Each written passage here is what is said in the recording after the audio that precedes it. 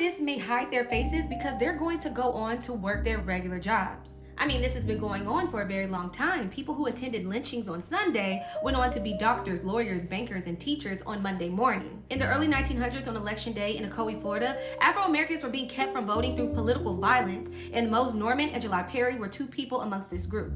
They were turned away, threatened, physically harmed, and black folks' names were even being removed off of voter registration lists. They even required a poll tax, which was a fee that was charged in order to cast a ballot. Now, this was used against black communities because a lot of people could not afford a poll tax. So, Mose Norman and a group of black folks rode to Orlando and they met with Judge Chaney to ensure that they could exercise their right to vote. So they got what they needed and they went back to Ocoee. Now, keep in mind, a lot of black folks in this community were very active. They owned businesses and even helped financially so more black people could vote. And when Mose Norman specifically went to go vote, he was met with extreme animosity and was even physically harmed. So he left and went to his friend's house, which was July Perry. And because he exercised his right to vote, the violent mob even followed him to July Perry's home. July Perry was well respected and a leader in his community, and both Mose Norman and July Perry defended themselves in that moment. And the violent mob burned down Perry's home and severely harmed him and others. So Perry was arrested and taken to the jailhouse, and the next day, an angry, violent white mob came and took Perry and hung him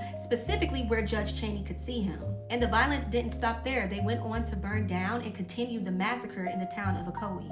It's important to note that no one was ever arrested, prosecuted, or even convicted for those murders of those black people, or even the arson that destroyed their community. Just slow down for a moment and really imagine it. The next day, they went on to their regular jobs, teaching children, approving and denying loans, taking cases as lawyers, sitting on juries as if nothing ever happened. So are we really surprised to see photos like this in 2026? Are they really the outliers of society or images that only exist on social media? Or are they the descendants of people whose cruelty have never known consequence?